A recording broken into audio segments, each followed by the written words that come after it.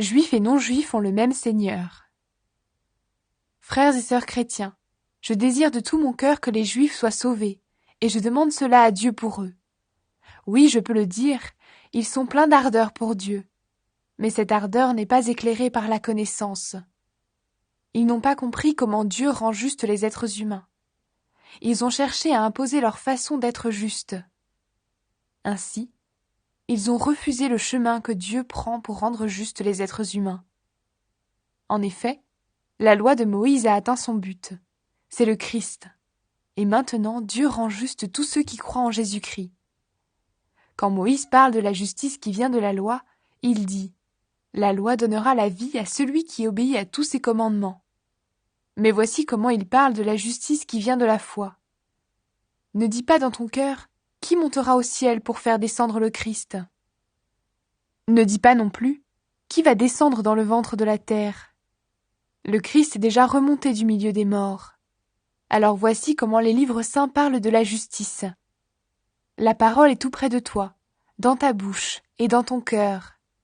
Cette parole, c'est le message de la foi que nous annonçons. Est-ce que ta bouche affirme devant tous que Jésus est le Seigneur ? Est-ce que tu crois dans ton cœur que Dieu l'a réveillé de la mort ? Dans ce cas, tu seras sauvé. En effet, quand nous croyons de tout notre cœur, Dieu nous rend justes. Quand nous affirmons notre foi devant tous, il nous sauve. Oui, les livres saints disent « Ceux qui croient en lui ne le regretteront pas ». Alors il n'y a pas de différence entre les Juifs et ceux qui ne sont pas Juifs. Tous ont le même Seigneur. Il donne ses bienfaits à tous ceux qui font appel à lui. Les livres saints le disent. Tous ceux qui feront appel au Seigneur seront sauvés. Annoncer la bonne nouvelle.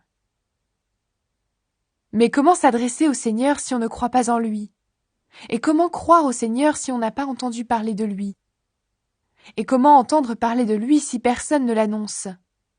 Et comment l'annoncer si personne n'est envoyé pour cela ? Les livres saints le disent bien. Quelle joie de voir arriver ceux qui apportent de bonnes nouvelles. Mais tous n'ont pas obéi à la bonne nouvelle. Oui, Ésaïe le dit. Seigneur, qui a cru à notre message ? On devient croyant quand on écoute le message. Et ce message, c'est la parole du Christ. Alors je demande, est-ce que les Juifs n'ont pas entendu cette parole ?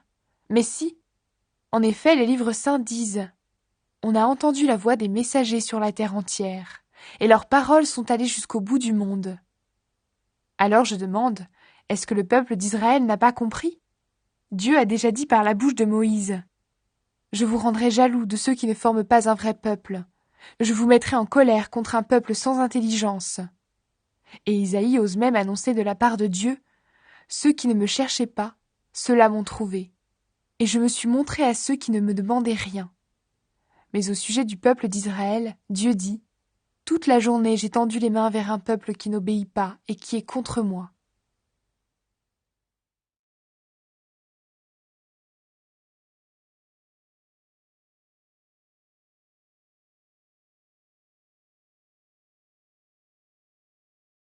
Dieu n'a pas rejeté le peuple d'Israël. Alors je demande, est-ce que Dieu a rejeté son peuple ? Sûrement pas. La preuve, moi, je suis israélite, de la famille d'Abraham, de la tribu de Benjamin. Dieu n'a pas rejeté son peuple, qu'il a choisi d'avance. Dans les livres saints, Élie se plaint à Dieu du peuple d'Israël. Vous connaissez sûrement ces paroles. Voici ce qu'il dit. « Seigneur, ils ont tué tes prophètes, ils ont détruit tes autels. Moi seul je suis resté, et ils veulent me tuer. » Quelle est la réponse de Dieu ? La voici. « J'ai gardé pour moi 7000 hommes, ceux qui n'ont pas plié les genoux devant le dieu Baal. » Aujourd'hui, c'est la même chose. Il reste un petit nombre de gens que Dieu a choisis par amour.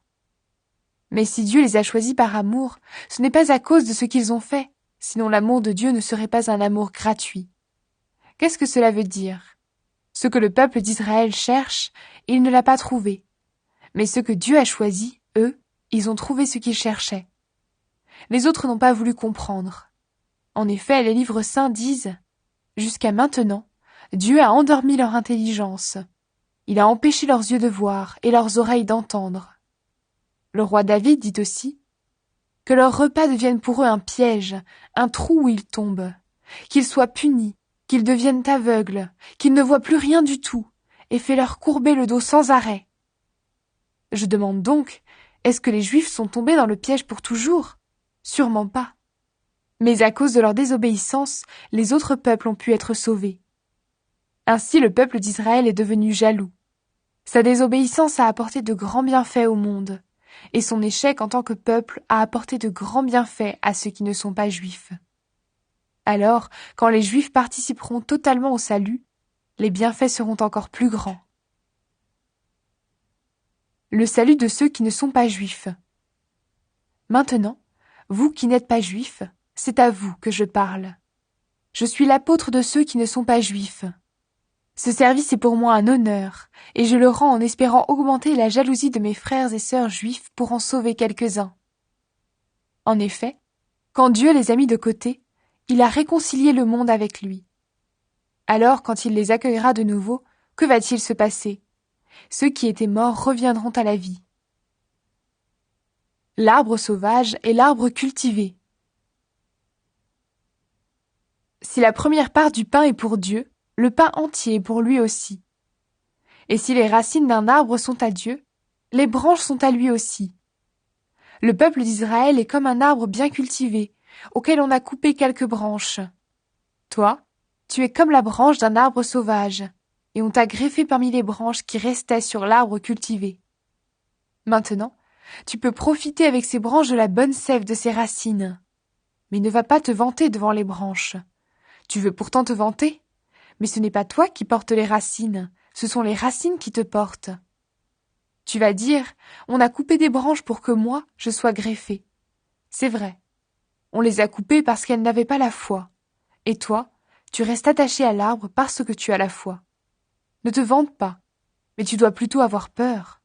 En effet, si Dieu a coupé des branches, même à l'arbre cultivé, Dieu peut te faire la même chose. Alors regarde, Dieu est bon et il est sévère. Il est sévère pour ceux qui sont tombés. Il est bon pour toi si tu vis de sa bonté. Sinon, tu seras coupé, toi aussi, comme une branche. Mais si un jour les Juifs acceptent de croire, Dieu est assez puissant pour les greffer de nouveau. En effet, toi, tu étais la branche d'un arbre sauvage. On t'a coupé et on t'a greffé sur un arbre cultivé. Pour toi, ce n'était pas naturel.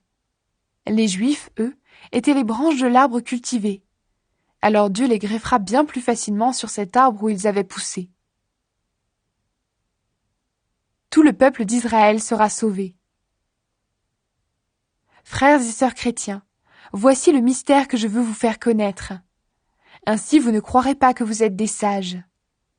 Une partie du peuple d'Israël refuse de comprendre, et cela durera jusqu'à ce que les autres peuples reviennent vers Dieu. À ce moment-là, tout le peuple d'Israël sera sauvé, comme les livres saints le disent.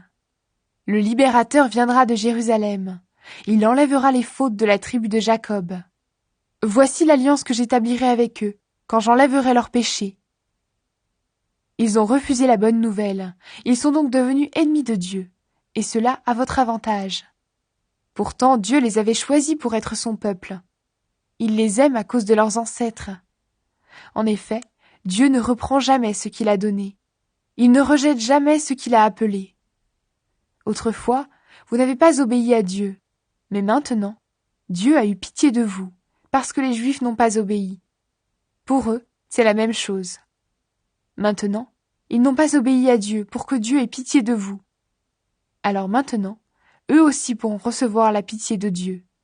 Dieu a permis que tous les êtres humains refusent d'obéir pour montrer à tous sa pitié. Dieu est grand. Dieu est vraiment grand.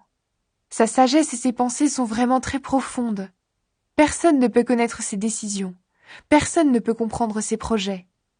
Les livres saints disent « Qui connaît la pensée du Seigneur? Qui peut lui donner des conseils? Qui lui a donné quelque chose le premier pour que Dieu lui donne à son tour?